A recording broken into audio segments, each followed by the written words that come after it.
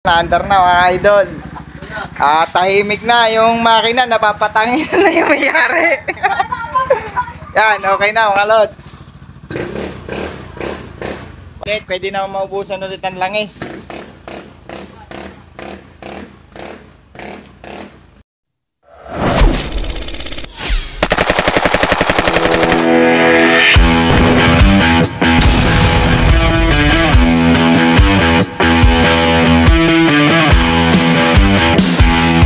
So ito na po mga lods. Yan, nagpalit na po tayo mga ka-idol ng bagong sigunyal. Yan, bago na po yan. Ayun po yung dati. Tapos magpalit na rin pa tayo mga ka-idol ng black. Ayan, MTK po yung brand niya. 55. 55 ba daw? Brand niya MTK. Tapos 55mm. Dati 54, 55mm na yung kinabit natin. Ayan, bago na yan mga ka-idol. Babalik ako kayo pag nabuo na yan. So papalitan na rin bagong langis, valve seal, tapos black. Ayan, buuin lang natin mga ka-idol. Balikan ko kayo. So ito na po mga ka-idol, naikabit na po natin yung MTK na black. Ayan, 55mm. So nililinis lang natin yung valve spring at nahasa na natin tong barbula mga ka-idol, at napalitan na natin ng bagong valve seal. Yan, bago na po yung valve seal niyan. Ito po yung dating valve seal. Yan, sunog na po mga ka-idol at sira na. Tapos ito naman yung gagamitin natin mga ka-idol na langis. Yan, RS8 10W40. Tapos papalit na tayo ng gear oil JBT. Tapos yan nga, valve seal, at saka nagpalit na rin po tayo ng oil seal. Ito po mga ka-idol, ito bago na po are. Ayan, bago na rin po yan. Bagong palit na rin. So, bubuuin lang natin yan lahat mga ka-idol. At para mapandar na po natin ito Scoopy.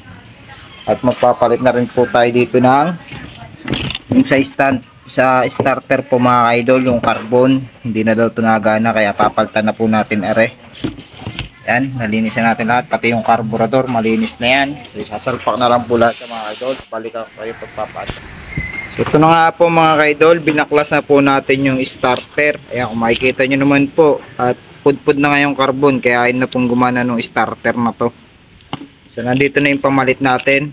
Ayan, original po to ng carbon ng pang starter po mga ka-idol. Ayan o, dyan natin kakabit yan, lilinisin po natin yan. Tapos ito naman yung makina, nabuo na natin. So ito na lang po yung kulang mga ka-idol. Bago natin ikabit yung air cleaner, kailangan ito muna, starter. Pabalikan ko kayo mga ka-idol pag nabuo ko na to at napalitan ko na ng carbon. At para matesting na po natin yan, yung Scoopy na yan. So ito na mga idol, buo na ang ubusan ng langis. Yan, andar na mga idol. Tahimik na yung makina, napapatangin na yung mayari. Yan, okay na mga lods. Para sa itong upo, ano? Yan o. Tahimik na po mga lods. Tahimik na ulit. Pwede na maubusan ulit ang langis.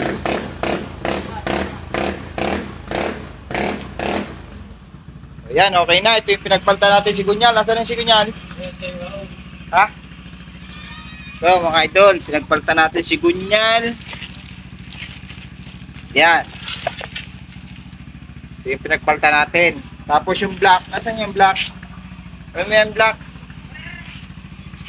Yan o mga idol, tahimik na yung andar niya. At ito yung black, yan, pinagpalitan natin.